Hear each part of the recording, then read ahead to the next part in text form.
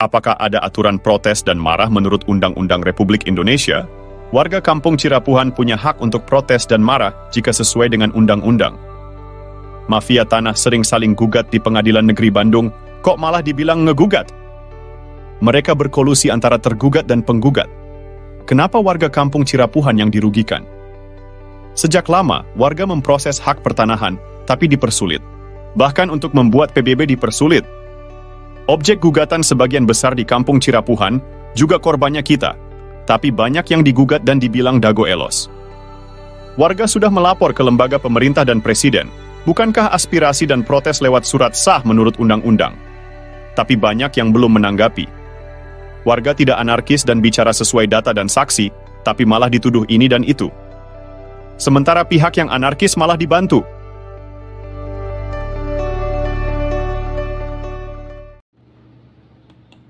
Pihak Muller dan Raminten dago elos bersengketa, tapi kenapa warga Kampung Cirapuhan jadi taruhan? Oknum-oknum telah disuap, sementara itu media pun telah dibelinya. Baik penggugat menang atau kalah, warga Kampung Cirapuhan dan negara tetap dirugikan. Keadilan macam apa ini? Objek tanahnya dijadikan taruhan, sementara subjek yang menguasai lahan tak punya hak melakukan pembelaan. Bukankah Bu Raminten sepihak dengan para tergugat telah bersiap lebih dulu? Sandiwara konflik dago elos ini harus diungkapkan. Protes dan marah adalah kewajaran bagi warga Kampung Cirapuhan dan negara. Wajsikem Hakramon. Kenapa mereka tidak bereaksi? Warga Kampung Cirapuhan dan negara tidak protes dan marah adalah aneh. Itu artinya ada oknum aparatur negara, oknum tokoh agama, dan tokoh masyarakat telah menjadi kaki tangan mafia tanah. Periksa berkas putusan pengadilan dengan baik. Putusan pengadilan adalah bukti otentik. Semua ini tidak masuk akal dan tidak bisa diterima nurani. Ulama Cirapuhan harusnya marah dan bereaksi. Periksa Diki Suleaman, Asep Makmun, dan Didi Koswara. Dan tentunya Muller, Raminten, dan oligarki juga pendukungnya. Ini adalah pengkhianatan. Hukum bukan ilmu pasti. Kasus pembunuhan Vina Cirebon. Kasus pembunuhan Vina Cirebon dan menimbulkan pertanyaan besar. Saksi dan ahli hukum saat ini membuktikan bahwa pengadilan bisa jadi salah. Allah memberikan kita nurani dan akal yang sesuai dengan logika. Pembunuhan Vina, konflik dago elos, dan pembunuhan Uci 31 Mei 2023 dengan uang damai 10 juta juga menjadi sorotan. Koordinator Pertanahan Kampung Cirapuhan telah menulis surat ke berbagai pihak. Presiden, Gubernur, Menteri, DRP, dan lembaga lainnya. Apakah keputusan pengadilan dan bukti otentik yang ternyata bisa dimanipulasi sesuai dengan nurani dan logika? Pemerintah harus membentuk tim independen yang kredibel dan penuh integritas untuk meneliti kasus-kasus ini. Pemberitaan dan keputusan pengadilan tidak selalu mencerminkan kebenaran. Kita memiliki logika dan nurani yang menjadi tanggung jawab kita semua untuk berjuang melakukan reformasi, untuk menegakkan keadilan, meletakkan sesuatu pada tempatnya yang tepat. Untuk itu, mari bersama-sama memastikan bahwa keadilan dan kebijaksanaan benar-benar tercapai.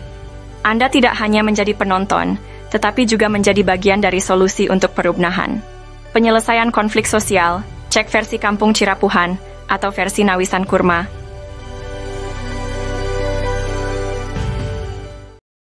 Oh janten, bapak teh ngagales di iya di Ramana nih. Di Ramana nih. Di Ramana Asep Makmun. Mohon. Terus gitu di terus di gitu diuwihkeun deui ka ieu.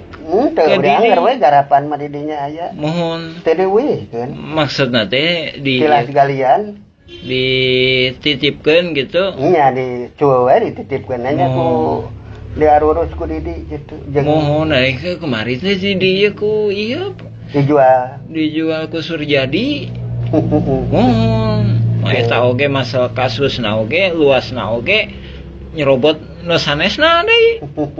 Berkas Pengadilan Negeri Bandung ada keterangan hak Eigendom Verponding Bu Raminten. Bahkan tergugat lebih dulu bersiap sebelum digugat, yaitu 1 Juni 2016. Ada 3 poin penting untuk diperhatikan. Pertama, pemberitaan yang ada hanya Eigendom Verponding Muller. Padahal Bu Raminten juga menggunakan hak barat Eigendom Verponding yang sudah tak berlaku pada tahun 1980. Kedua, Bu Raminten sepakat dengan Asep Makmun semua tergugat adalah penggarapnya sehingga warga dago elos juga dirugikan.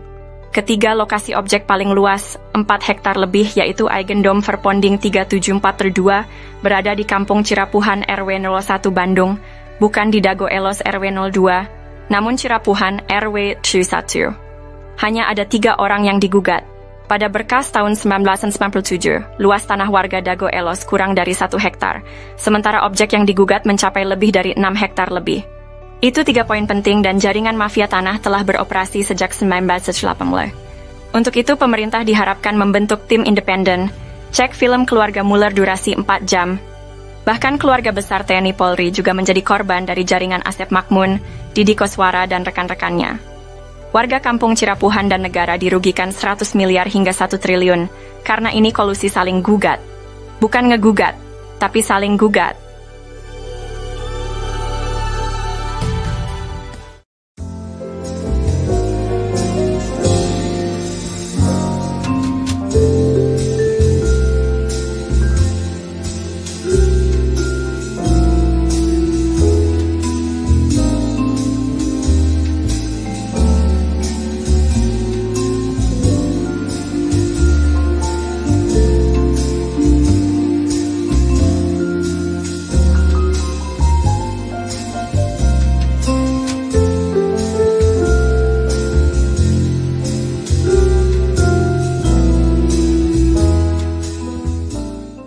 Sengketa lahan di Tanah Dago merupakan modus mafia tanah yang saling gugat di pengadilan jaringan Asep Makmun dan Didi Koswara beserta kaki tangannya. Pihak ini saling berkolusi dengan menggunakan hak barat, pihak tergugat dengan Eigendom Verponding Buraminten, dan pihak penggugat dengan Eigendom Verponding Muller bersaudara. Modus ini melibatkan jaringan Asep Makmun Cies sejak tahun 1980-an. Untuk mencegah penipuan oleh mafia Tanah Dago, maka perlu diperiksa juga oknum warga dan oknum aparatur negara dalam menangani sengketa lahan ini secara adil dan transparan. Pemerintah perlu membentuk tim independen karena praktik mafia tanah ini sejak sekitar 1980-an, diharapkan keputusan yang diambil tidak akan merugikan warga kampung Cirapuhan dan negara. Apabila tergugat menang, mafia Tanah Dago memperoleh tanah sekitar 1 hektar. Namun jika penggugat menang, mereka dapat memperoleh 6 hektar. Banyak informasi beredar hanya bersumber dari jaringan Asep Makmun, sekalipun Muller jadi tersangka. Jaringan Muller bersaudara itu juga jaringan Asep Makmun. Dampak dari sengketa ini sangat besar, dengan kerugian yang mencapai 100 miliar hingga 1 triliun bagi warga kampung Cirapuhan dan negara. Cek info blog atau video tentang konflik Dago Elos versi kampung Cirapuhan atau versi Nawisan Kurma.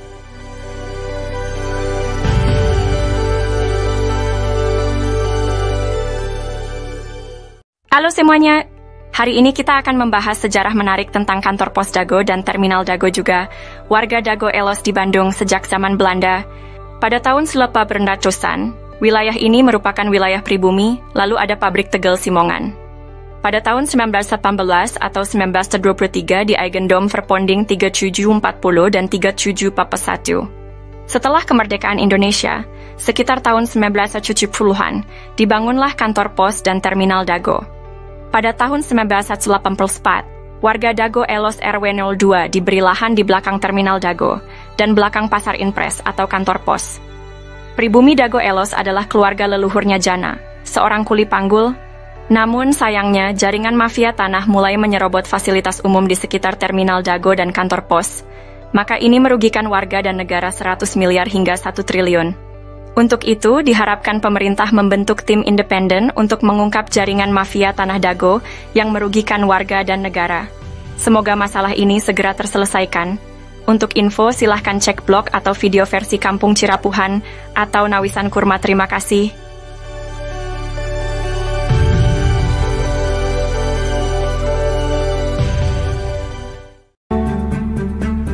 Let me tell them the following. To do what is right is to respect the principles of non-interference in the domestic affairs of other countries. Dramatisasi sidang sengketa Tanah Dago. Siapapun yang menang, warga tetap jadi korban. Assalamualaikum warahmatullahi wabarakatuh. Halo, saat ini saya sedang berada di wilayah Dago. Masih ingat dengan konflik sengketa tanah Dago Elos? Ternyata, konflik sengketa tanah Dago Elos merupakan dramatisasi yang sengaja dilakukan oleh beberapa oknum warga yang ternyata sejak awal sengaja dibuat sebuah skenario untuk saling menggugat. Konspirasi ini dilakukan untuk membodoh-bodohi warga, dan pada akhirnya warga masyarakatlah yang dirugikan. Berikut ini merupakan sepak terjang dari oknum warga yang merupakan mafia tanah. Diceritakan oleh seorang tokoh masyarakat, yaitu Muhammad di Yaman.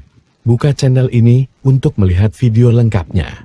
A'udzubillahiminasyaitonirrajim. Bismillahirrahmanirrahim. Assalamualaikum warahmatullahi wabarakatuh. Kita mengulas mengenai pernyataan kami yang mana kami menyatakan bahwa konflik Dago Elos adalah mafia tanah saling gugat. Di sini kita lebih fokus membahas masalah bahwa data-data tergugat itu didata oleh para penggugat. Yang mana kita sendiri juga menyaksikan sekitar tahun 2008 hingga 2014 atau 2015 sering kita menyaksikan Asep Makmun CS itu aktif. Nah, dari sini juga kelihatan bahwa nama-nama pergugat utamanya 1 sampai dengan 4 ini adalah rekanan-rekanan yang udah biasa main pertanahan yang nggak jelas dengan kerjasama dengan pihak luar. Kita mengomentari pendapat ini itunya asal-asalan. Ya, bisa jadi memang asal-asalan, tapi ada yang nggak bisa dilakukan kecuali oleh hanya ketua RT atau ketua RW yang tinggal di daerah tersebut. Dalam hal ini Asep Makmun adalah ketua RW, sedangkan di RW 1 Apu Sukendar itu diangkat sama lurah. Oke, kita lebih fokus ya masalah tergugat nomor 69 Udin S. Ya, ini Udin S ya, Dago Elos ya. Terus tergugat nomor 99 Udin Sudenta, Dago Elos ya. Terus selanjutnya ini tergugat nomor 232 dan 233 yang mana disebutkan atas nama Cepi. Cepi ini anaknya Udin Sudenta. Nah, ini disebutkan alamatnya 215A sama 215 ya, cuma dikasih tambah A. Nah, ini menunjukkan bahwa yang ngedata ini pihak tergugat, bukan penggugat. Nah, ini menunjukkan suatu kerjasamanya. Oke, kita jelaskan ya. Adapun Udin Sudenta itu yang dimaksudkan dulu yang namanya Udin S ya, penggugat 69 ini ya. Dulu yang bersangkutan itu memang tinggal di RW 2 ya. Terus penggugat nomor 99 itu Udin Sudenta.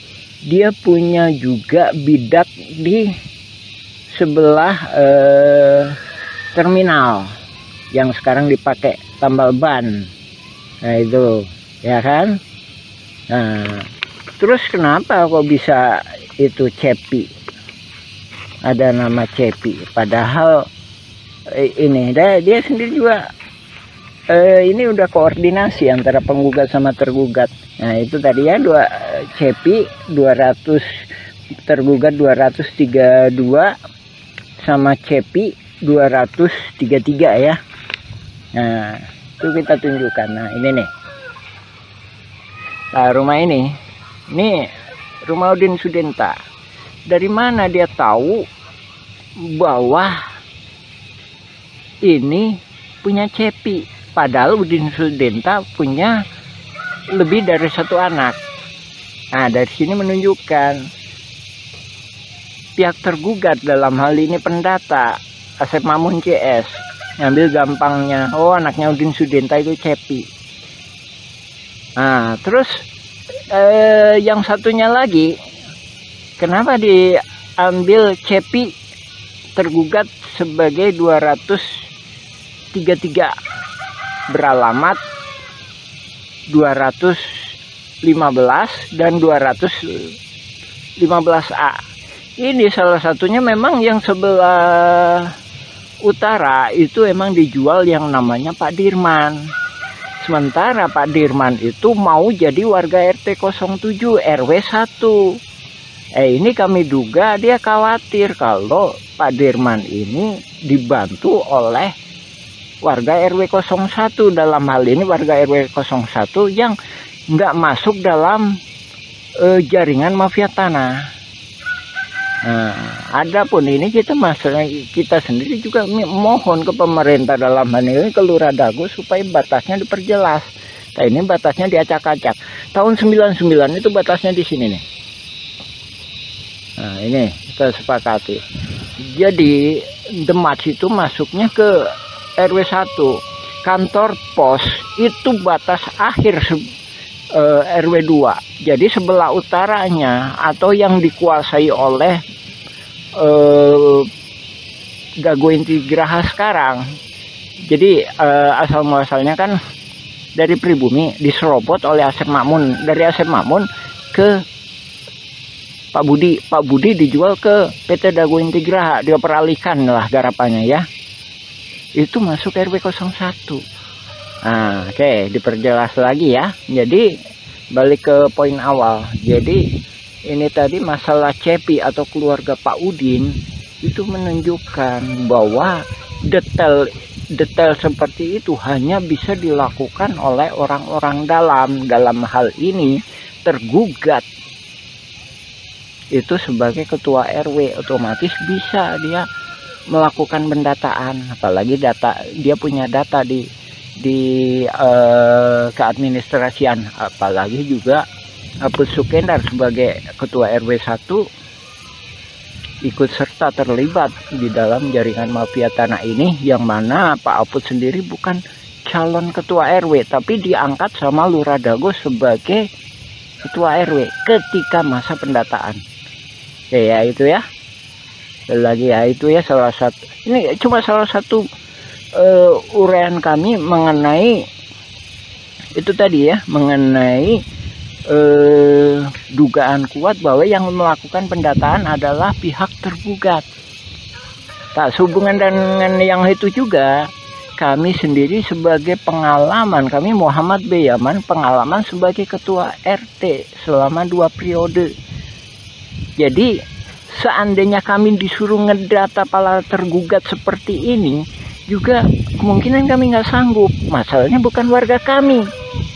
Dalam artian, para tergugat mesti sadar di data ini, didata untuk apa. Sementara dalam kasus konflik Dago Los FS ahli waris Muller, itu para tergugat itu nggak paham. Nah, di sini korelasinya ya Pak ya, Ibu, Bapak, alhamdulillah. Silakan cek informasi dari kami, baca blog kami Nawisan Kurma atau YouTube Nawisan Kurma, silakan mengenai keterangan kami lainnya. Ya demikian, assalamualaikum warahmatullahi wabarakatuh. A'udzubillahi minasyaitonirrajim. Bismillahirrahmanirrahim. Alhamdulillahilladzi khalaqas samawati wal ard. Asyhadu an la ilaha illallah wa asyhadu anna Muhammadan abduhu wa rasuluhu. Allahumma shalli ala Muhammad wa ala Muhammad kama shallaita ala Ibrahim wa ala Ibrahim. Barik ala Muhammad wa ala Muhammad kama barakta ala Ibrahim wa ala Ibrahim fil alamin innaka Hamidum Majid. Alhamdulillahirabbil alamin. Tanggal 7 Mei kemarin perwakilan dari Presiden Republik Indonesia Bapak Jokowi alhamdulillah sangat cerdas sekali melakukan kebijakan solusi menangani mafia saling gugat di konflik Dago Elos FS ahli waris Muller. Nah, ini memberi kesempatan kepada warga kampung Cirapuan untuk meneruskan pembuatan film dokumenter. Nah, ini kita menindaklanjuti ini ya. Pokok bahasan kemarin masalah bahwa pihak tergugatlah yang melakukan pendataan calon-calon tergugat. Dan dari sini juga membuktikan bahwa ini sering berkolusi ya. Kemarin juga ada saya sampaikan bahwa tergugat nomor 69 Udin S, bahwa ini satu keluarga ya. Tergugat nomor 69, habis itu nomor 99 Udin Sudenta ya, ini sama aja ini ya, satu keluarga ini ya. Nah, ini cuma orang pribumi, orang yang maksudnya orang yang di situ yang bisa menjelaskan. Nah, ini ya yang membuktikan bahwa pihak tergugat lah yang melakukan pendataan. 69, 99. Selanjutnya ini, nah ini anaknya Udin S atau Udin Sudenta nomor 232 atas nama Cepi 233. Nah, ini yang dijual ke Pak Dirman tapi tetap di atas namakan Cepi. Nah, ya kan? 1 2 3 4, udah 4 ya. 4. Nah, 4. Nah, ini juga membuktikan tuh 5 Udin S. Jadi ini satu keluarga. Saya jelaskan. Jadi ini yang pertama itu bisa jadi yang di RW 2 atas nama Yani itu. Yani itu putrinya Udin S. Terus kan 5 kan? Yani. Terus 5 6 ya? 6 ya? 6. Itu tadi ya, tergugat nomor 69 1. Ini atas nama Yani, sekarang ditempati oleh Yani. Udin ST udah almarhum ya. Nah, terus ini Udin Sudenta. Nah, ini Udin Sudenta ini punya tempat juga di sebenarnya RT 07 RW 1 ya. Nah, ini jadi ada dua. Oke ya, 2 kan. Terus kemudian atas nama Cepi. Cepi itu anaknya Udin ya. Cepi itu anaknya Udin Sudenta yang nomor 2 ini 232 sama 233. Nah, ini yang di RT 7 itu ada 2 ini. Kenapa ini ada di atas namakan Cepi? Masih ada anaknya putra, masih terkait dengan putranya Udin S atau Udin Sudenta, karena ini dijual ke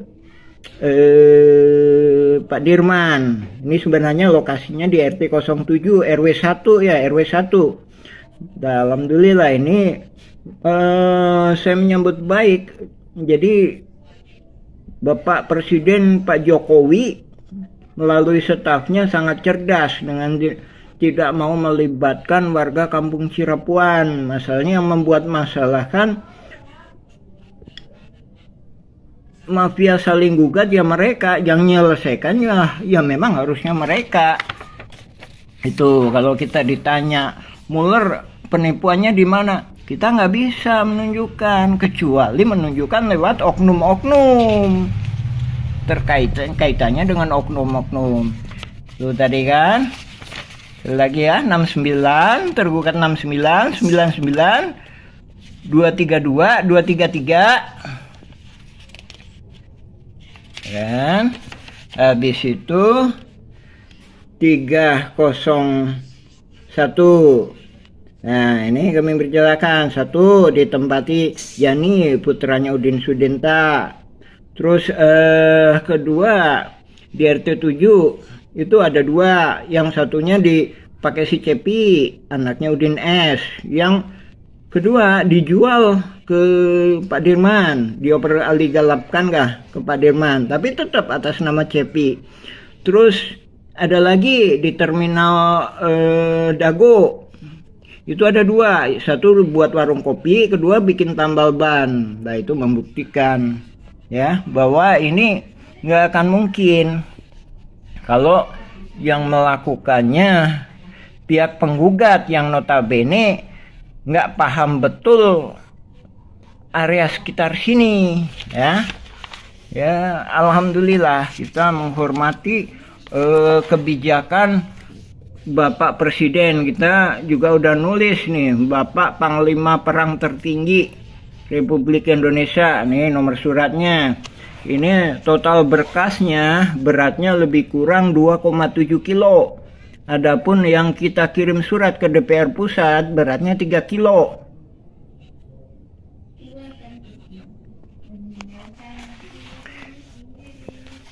Dan mudah-mudahan semuanya berjalan lancar lah ini. Lanjutan dari pokok bahasan kemarin ya, masalah pendataan calon tergugat dilakukan oleh tergugat, bukan oleh penggugat ya.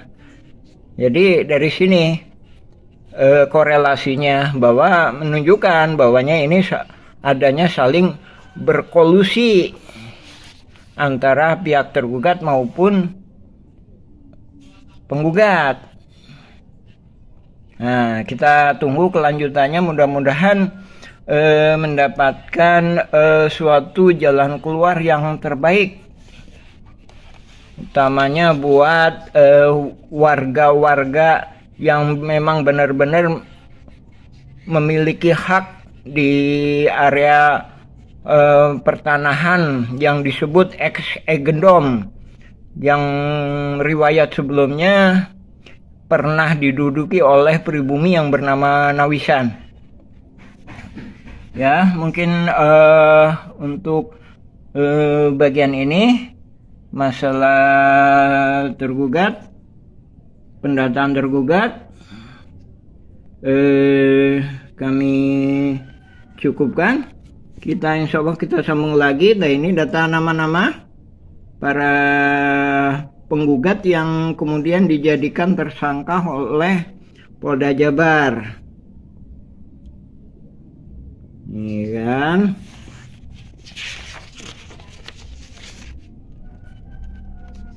Ini berkas pengadilan negeri.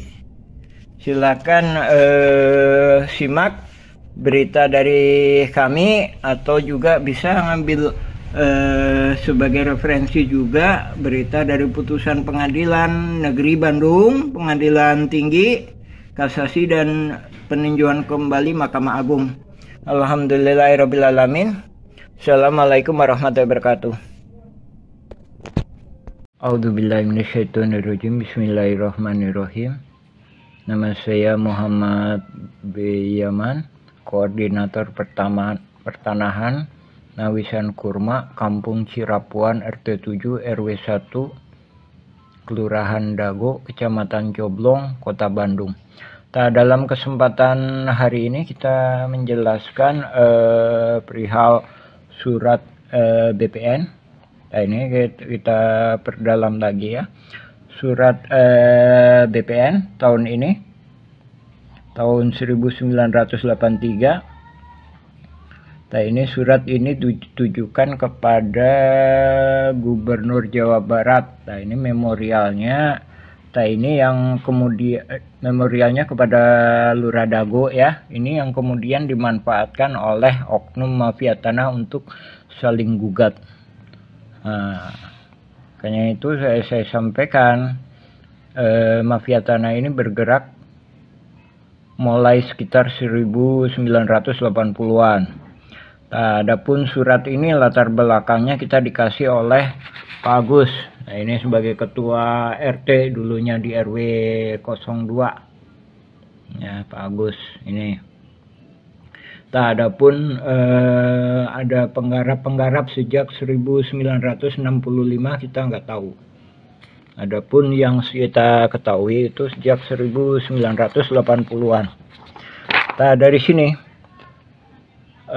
Surat itu bisa jadi ibaratkan senjata. Jadi kalau dipegang orang yang baik bisa jadi baik itu senjata. Tapi kalau dipegang oleh para mafia tanah bisa juga disalahgunakan. Nah, dalam surat ini isinya perponding. Ada 4 ini nomornya. Terus juga dijelaskan di surat ini bahwa verbonding ini juga udah pada diproses. Ya. Terus di sini juga dijelaskan ada total verbondingnya berapa. Ini kan ada 4 ya, ini nomornya. Terus di sini juga dijelaskan Nini Karim. Nah, ini Nini Karim, Yayasan EMA memohon dan disetujui oleh Pemkot Bandung. Ketika itu mah Bandung aja ya, bukan Pemkot, masih belum terpisahkan mungkin ya antara ini. Terus juga Pak Marhadi ini juga melakukan pemohonan di ini seluas 11.000 tapi ditolak. Nah, ini ya ditolak tanggal 5 Agustus 1980-an ditolak. Nah, dengan mengandalkan surat ini mafia tanah itu berencana terus membuat suatu jaringan yang di kemudian hari ya sekarang ini ya terkenal dengan konflik Dagoelos FS ahli waris Muller. Nah, ini ya suratnya ya. Ini nomornya ya. Nomornya kita terus terang cuma mendapatkan 1 lembar ini dari Bapak Agus yang dulu pernah menjabat sebagai ketua RT di RW 02. Nah, ini ketika itu dia juga mengajukan hak gendom tahun segini. Nah, ya kan? Nah, dari sini kita perdalam satu persatu surat menyurat. Kita mengungkap kronologis sejarah riwayat mafia tanah ini. Mafia tanah ini saling gugat, yang kemudian hari muncullah nama ahli waris Muller. Nah, ini dari Simongan, dia membuat berita acara seolah-olah itu perlu dibuktikan. Dari Simongan tahun 1930-an dijual ke leluhurnya yang sekarang nuntut itu, kan? Terus ini belum ada di pemberitaan ya. Ini perlu juga diselidiki kenapa kok nggak diberitakan. Bahkan BPN sendiri juga kita bertanya-tanya. Ini ada lagi Buraminten. Nah, ini berkas negara ini. Berkas negara putusan pengadilan negeri. Nah, ini nomornya. Nah, ini di halaman ini ya. Mulai dari 80, sebelumnya 80, ini 81. Ini dijelaskan 82 ya kan? 83 ini dijelaskan di sini bahwa Buraminten itu juga punya hak egendom verbonding, mengaku tuh ini kan tahun 1 Juni 2016. Ini sebelum Muller gugat dia udah mempersiapkan. Nah, ini perlu dipertanyakan. Buraminten sebagai pihak yang sepihak dengan tergugat udah mempersiapkan diri tanggal ini. Nah, ini perlu diperiksa ini. Nah, ini sedangkan kalau pernyataan kami duga kuat ini memanfaatkan ini Nah, jadi pemanfaatan setelah agendum itu tidak dinyatakan tidak berlaku, kecuali ya memang masuk ke pengadilan. Tapi kenyataannya kan Bu Raminten sebagai pihak yang sepemahaman dengan Asep Makmun CS itu udah mempersiapkan lebih dulu. Nah, inilah skenario mafia tanah. Nah, ini lebih-lebih lagi ini. Dia menyatakan semua tergugat itu adalah penggarapnya. Nah, sementara itu penggugat itu agendumnya seolah-olah diduga kuat itu juga manipulasi, seolah-olah dia leluhurnya itu udah membeli dari Simongan. Nah, ini di dalam surat ini dinyatakan bahwa agendum itu agendum Simongan tadinya, yang memang juga sepakat. Agendum awalnya Simongan tahun 1930-an. Ahli waris Muller mengakui bahwa leluhurnya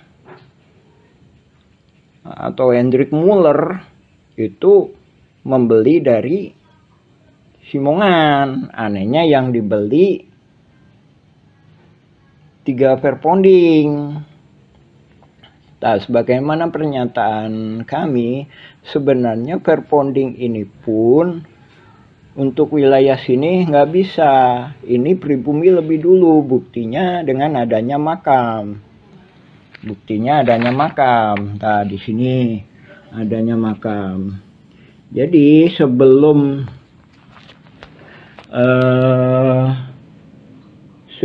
ini pun, sebelum Simongan datang pun tahun 1900-an itu pribumi di sini, di daerah PMI sini PMI ini. Nah, PMI. Habis itu disuruhlah ke sini. Begitu disuruh ke sini, ternyata Simongan ini nyerobot lagi.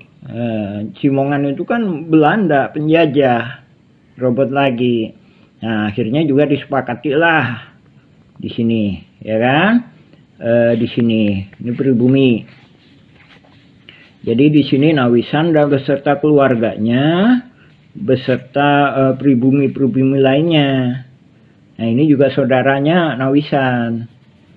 Nawisan punya anak, Nek Okoh, Nek Emeh, Nek Eyong, Nek Ewung, Nek Emeh, ya kan? Nah, dari sini kan?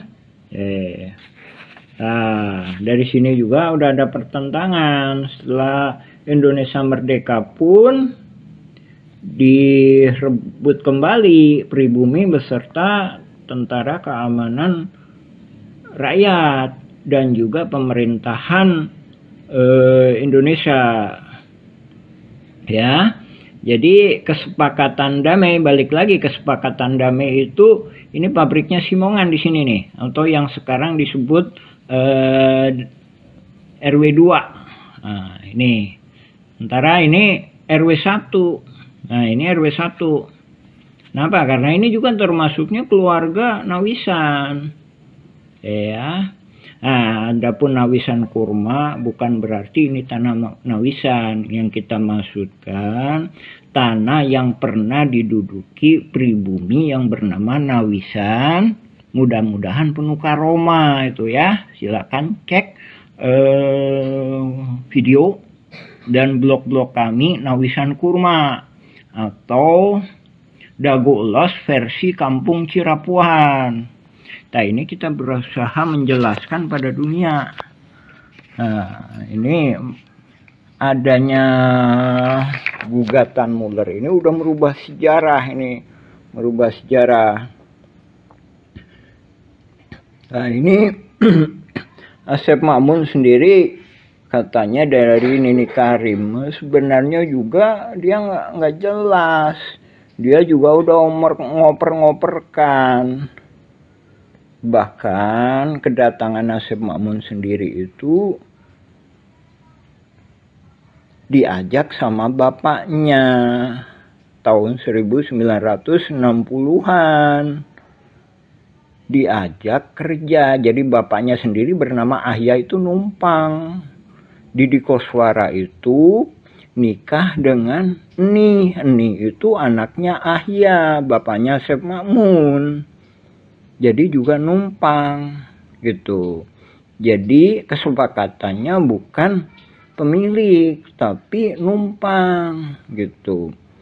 Adapun menggunakan Hegendom ini, jadi Hegendom ini warga pribumi Cirapuan sendiri menyepakatinya bahwa ini memang bagus untuk sebagai petunjuk lokasi. Adapun untuk hak itu nggak bisa ya. Dari sini pun pindah ke sini itu kita warga Cirapuan itu disebut panyingkiran. Nah ini sejarah Cirapuan itu sebenarnya asal kata dari Cipanyepuhan. Jadi wilayah ini, wilayah Dago yang sebelah sini itu disebut orang-orang yang ahli besi. Panyepuhan itu teh pembuatan besi logam, belincong, arit, pacul. Nah ini dipekerjakan atau dipaksa. Tapi ini juga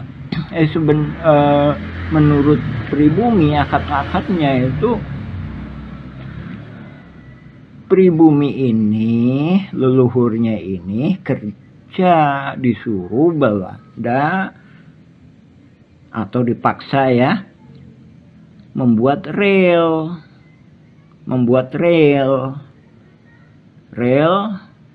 dari Bandung ke Purwakarta, atau dari Bandung ke timur, atau dari Bandung ke selatan, Padalarang ke barat dan sekitarnya.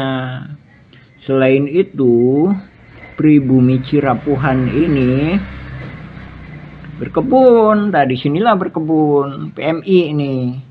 Kemudian digusur ke sini. Kemudian disepakati. Nah ini Simongan. Pabriknya Simongan di sini. Ini terminal. Nah ini kantor pos. Nah ini batasnya kantor pos. Pribumi di sini. Sementara Belanda ini di sini. Kemudian memang setelah pembangunan gua Belanda di sini, kurang lebih gua Belanda ya, itu kan komplek militer ya, nggak boleh di pinggir jalan ya. Jangan bayangkan ini jalan udah ada belum. Nah, tahun 1910-an ini masih istilahnya jalan rahasia lah, masalahnya ini komplek militer ya. Nah, jalanan ini lebih jelas itu tahun 1920-an ketika dibangun PLTA di sini. PLTA ini. Nah, ini Hotel The Match ya, patokannya Hotel The Match di sini ya. Ini PLTA di sini. Nah, ini gua Belanda ya, kurang lebih di sini. Ke sana ya, ke utara ya. Ini selatan, ini ke kota Bandung di sini. Ya. Ini lebih kurang Hotel Jayakarta, ini Hotel Sheraton misalkan sini ya. Nah, ini The Match sini. Nah, ini disebut panyingkiran. Nah, ketika berkebun menjual hasilnya itu di simpang Dago. Nah, mungkin di sini ya. Oke, di simpang Dago sini ya. Nampak simpang Dago sini. Karena batas di sini, dari sisi sebelah sini Gasibu ya, sebelah sini ini misalkan ini ITB ya, ITB, kampus ITB. Tadi sini, ya, yang sekarang yang lebih kurangnya itu pasar simpang itu, itu Nadagoan Dago. menunggu di sini. Kenapa? Ini batasnya di sini Belanda. Ini Belanda. Jadi pribumi cuma sampai sini. Oke, balik lagi ke sini ya. Tapi namanya penjajah juga udah diituin di sini. Nggak mau, dia juga disuruh naik lagi ke atas lagi. Naik ke atas lagi. Akhirnya di sini kan. Oke, Simongan mendirikan pabrik di sini. Simongan mendirikan pabrik di sini. Nah, ini jangan bayangkan seperti saat ini masih ada jalan.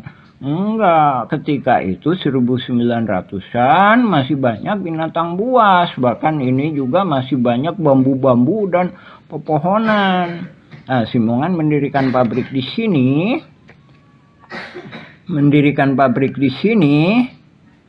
Nah, pribumi mana di sini. Nah, Nawisan itu bersama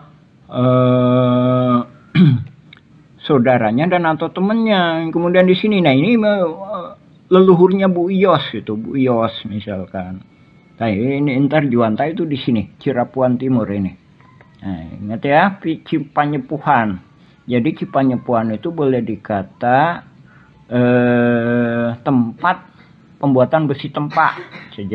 Bisa jadi orangnya ini. Jadi orang-orang inilah Bandung Utara ini disebut wilayah Cipanyepuhan. Bahkan juga dianggapnya petani juga bisa. Jadi ibaratkan kayak gini. Bapak-bapak misalkan, bapak atau ibu misalkan butuh perbaikan rumah misalkan. Biasanya, oh orang situ. Nah, seperti itu tuh. Nah, seperti itu. Jadi seolah-olah orang Cipanyepuhan ini dianggapnya ya tenaga lah. Tenaga yang berkaitan dengan konstruksi, berkaitan dengan perkebunan. Nah, seolah-olah itu tadi, ibu bapak misalkan itu tadi butuh bantuannya padahal perbaikan rumah ya. Oh, minta tolong ke orang Cipanyepuhan, Cirapuhan lah gitu. Nah, jadi riwayat Cirapuan sendiri itu lebih tua. Nah, ini membuktikan adanya gugatan Muller sama Dagolos itu bisa merubah sejarah. Nah, ini perlu kita sampaikan, ini harus kita bongkar ya, lagi ya, kita fokuskan menjelaskan ini ya. Inilah yang dijadikan alat, yang kemudian dijadikan alat untuk manipulasi. Jadi pihak tergugat itu sama pegang agendum verponding juga, pihak penggugat sama pegang agendum verponding alas haknya. Dari sini warga terperangkap. Jadi yang tergugat itu juga terperangkap. Jadi nggak punya kesempatan untuk merdeka atau mendapatkan hak pertanahan. Dan juga warga yang tidak tergugat juga sama. Dalam hal ini juga pemerintah juga dirugikan. Nah, tergugat menang, pemerintah dan warga kampung Cirapuan itu dirugikan sekitar lebih kurang 100 miliar hingga 1 triliun. Ya, ini kalau penggugat menang. Nah, ini kayak sepak bola gajah.